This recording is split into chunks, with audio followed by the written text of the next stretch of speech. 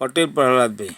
Bulletin में बात होगी भारत पाकिस्तान को लेकर सेना की तरफ से दिए गए अपडेट की। सीज फायर के बाद एयरपोर्ट और रेलवे स्टेशन पर सामान्य होते हालात की। देखेंगे सीज फायर पर कांग्रेस के क्या हैं सवाल। संसद या सुप्रीम कोर्ट, जस्टिस गवई ने किसे बताया सर्वोच्च। जानेंगे क्या अमेरिका और चीन में खत्म हो गई टैरिफ वॉर। और बुलेटिन के आखिर में देखेंगे जाने माने कार्टूनिस्ट इरफान की किस खबर पर पड़ी तिरछी नजर। लेकिन दिन भर की तमाम बड़ी खबरों से पहले एक नजर आज की सुर्खियों पर। भारत और पाकिस्तान के डीजीएमओ के बीच हुई बात। 10 मई को शुरू हुए सीज फायर के बाद पहली बार दोनों देशों के डीजीएमओ में बात। सीज फायर आगे बढ़ाने पर बनी सहमति। प्रधानमंत्री नरेंद्र मोदी का आज देश के नाम संबोधन। ऑपरेशन सिंदूर के बाद पहला संबोधन। राष्ट्रीय सुरक्षा, विदेश नीति और भविष्य की रणनीतियों पर रखेंगे अपनी बात। सीज फायर के बाद जम्मू के संभागायुक्त का बयान। सीमावर्ती क्षेत्र में अभी भी बंद रहेंगे स्कूल, बाकी क्षेत्रों में खोले जा सकेंगे स्कूल। हरे निशान पर बंद हुआ शेयर बाजार। 2975 अंकों की तेजी के साथ 82,429 पर बंद हुआ सेंसेक्स, जबकि 916 अंकों के उछाल के साथ 24,924 पर बंद हुआ निफ्टी। ये तो थी सुर्खियां। अब बात आज की सबसे बड़ी खबर की।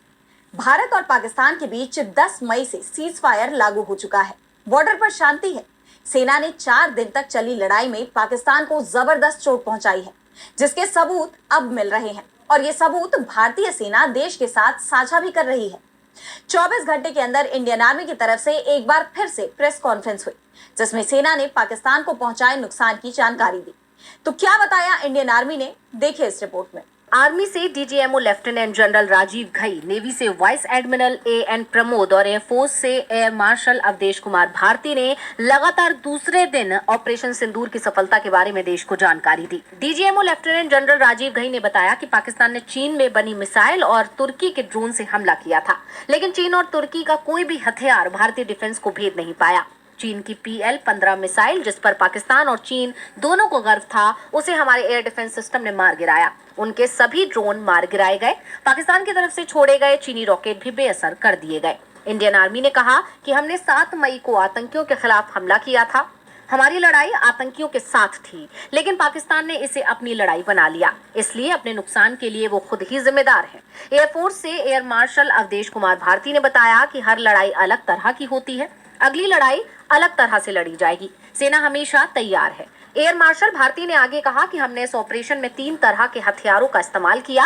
लो लेवल डिफेंस गन SAMS और long range surface to air missile. भारतीय वायुसेना ने अपने इस ऑपरेशन सिंदूर के दौरान AD सरफेस, पेचोरा आकाश मिसाइल सिस्टम जैसे हथियारों का इस्तेमाल किया, जबकि पाकिस्तान ने चीन में बनी लॉन्ग रेंज मिसाइल का इस्तेमाल किया। इसके साथ ही भारतीय सेना ने यह भी दावा किया कि हमने पाकिस्तान से आए कई ड्रोन को अपनी लेजर गन से मार गिराया। इसके साथ ही इंडियन आर्मी ने उन आरोपों को खारिज कर दिया जिसमें पाकिस्तान के किराना हिल्स पर हमले की बात कही गई थी। वैसे एयर मार्शल ने बेहद हल्के फुल्के अंदाज में कहा कि हमें इसकी जानकारी नहीं थी, हमने उस जगह पर कोई हमला नहीं किया, चाहे वहां कुछ भी हो। बता दें, पाकिस्तान परमाणु हथियार यहीं रखता है। सेना ने साफ कर दिया है कि अगली लड़ाई अलग तरह से लड़ी जाएगी, लेकिन फिलहाल भारत और पाकिस्तान के बीच शांति बनी हुई है। एक लंबे संघर्ष के बाद हालात सामान्य की तरफ बढ़ रहे हैं। बाजारों में चहलकदमी देखी जा रही है। एयरपोर्ट और रेल का संचालन भी पहले जैसे शुरू हो गया है। हालांकि सुरक्षा के इंतजाम अभी भी पुख्ता हैं। तो तनाव के बाद कैसे सामान्य हो रहे हालात जानने के लिए देखिए ये रिपोर्ट। भारत और पाकिस्तान के पास सीज फायर के ऐलान के बाद LOC के आसपास जनजीवन सामान्य हो चुका है। बाजारों में चहल पहल देखी जा रही है।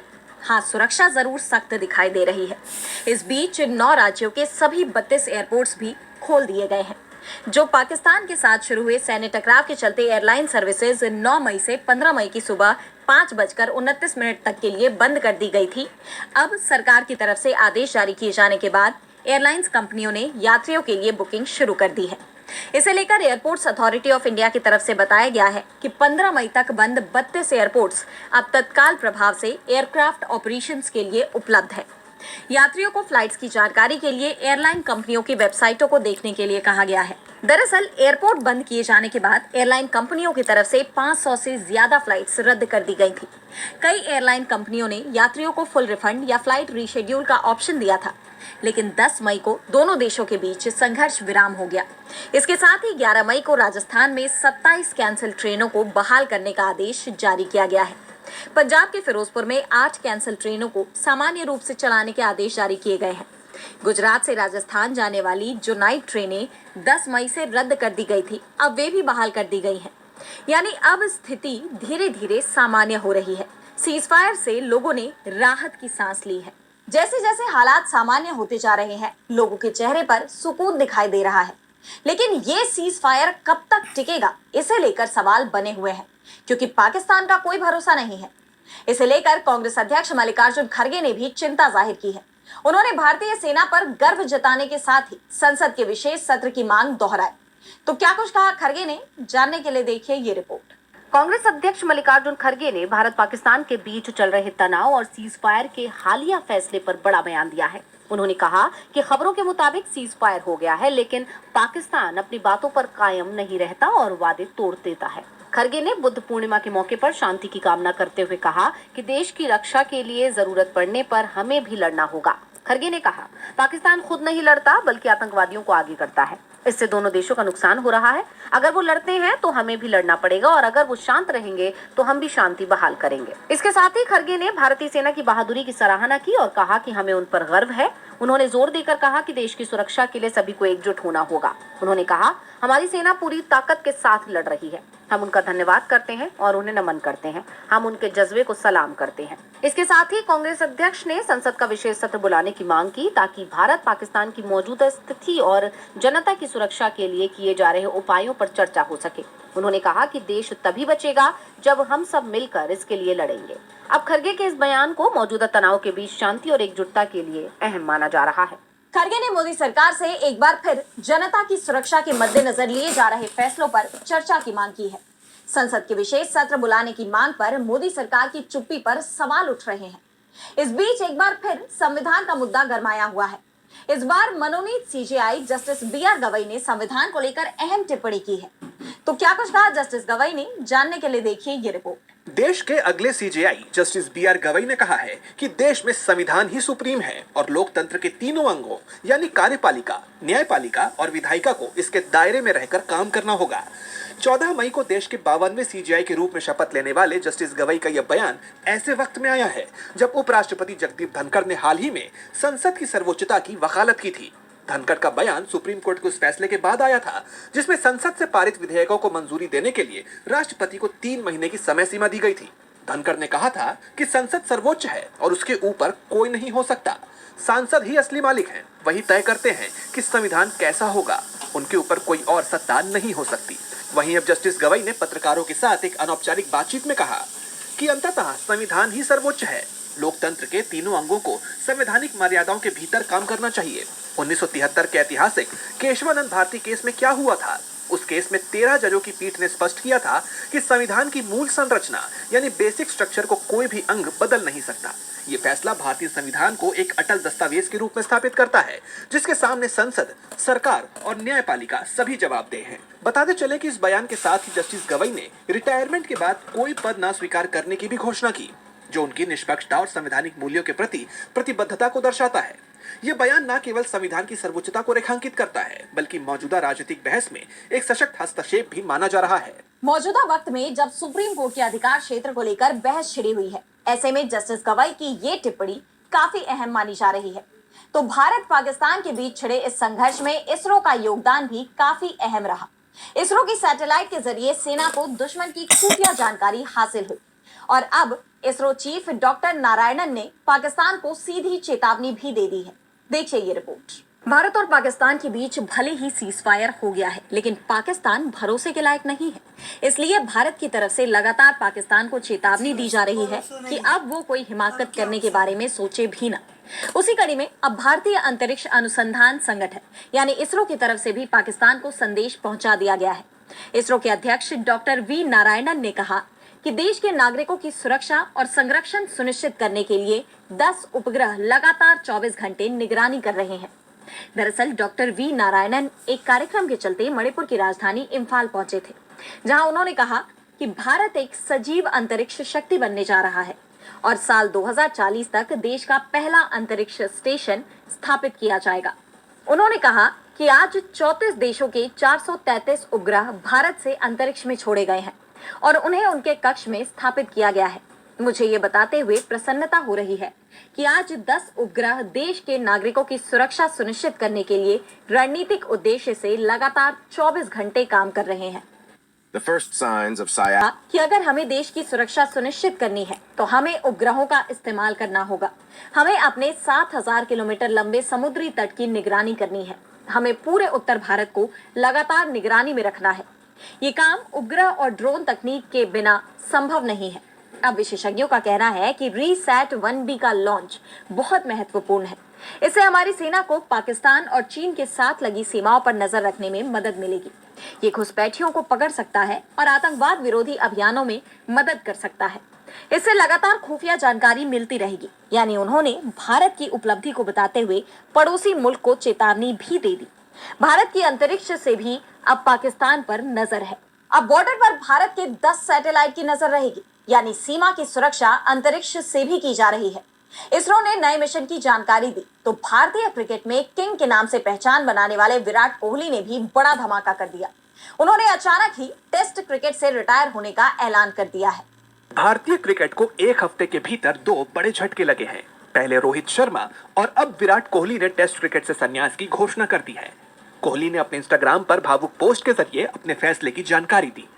पिछले कुछ दिनों से यह चर्चा थी कि कोहली ने बीसीसीआई को अपने संन्यास के बारे में बता दिया था। बीसीसीआई ने आगामी इंग्लैंड टेस्ट सीरीज को देखते हुए उनसे इस फैसले पर पुनर्विचार करने को कहा था, लेकिन कोहली ने टेस्ट क्रिकेट को अलविदा कहने का फैसला लिया। पिछले दिनों कप्तान रोहित शर्मा के टेस्ट क्रिकेट से संन्यास के बाद कोहली का यह फैसला भारतीय क्रिकेट के लिए बड़ा नुकसान माना जा रहा है।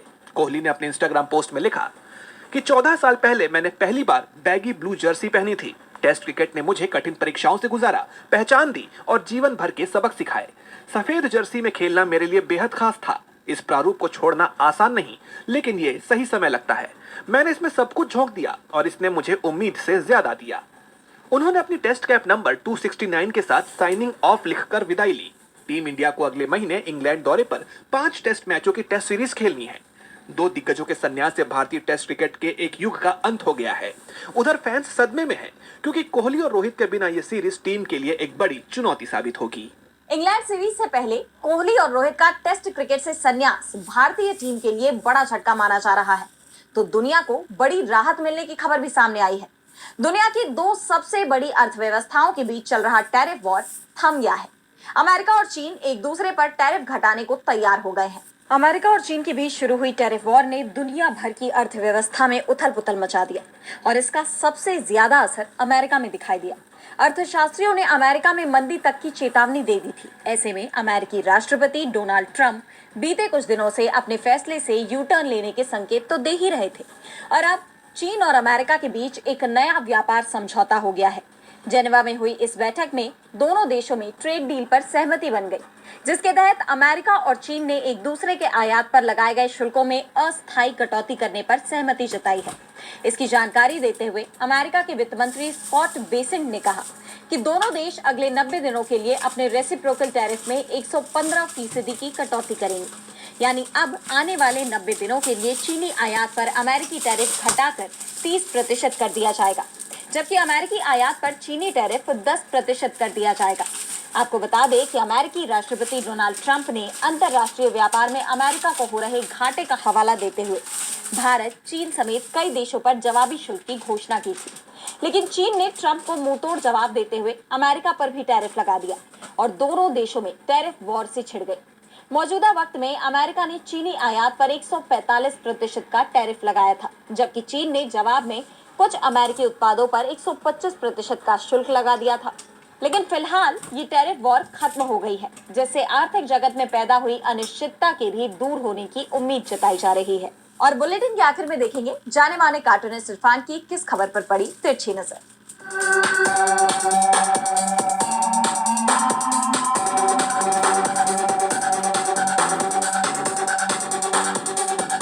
56 इंच की छाती इन दिनों सवालों के घेरे में है। जब से इंडिया और पाकिस्तान के बीच में सीज फायर हुआ और उसकी घोषणा आकर हमारे पीएम ने नहीं, अमेरिकी राष्ट्रपति डोनाल्ड ट्रंप ने हम लोगों को दी, तब से लोगों को ये लगने लगा कि कहीं ऐसा तो नहीं कि देश के फैसले अब अमेरिकी राष्ट्रपति डोनाल्ड ट्रंप लेंगे। इसीलिए लोगों ने ये सोचा कि कहीं ऐसा तो नहीं कि अब नारा बदल गया है कि ट्रम्प है तो सब मुमकिन है।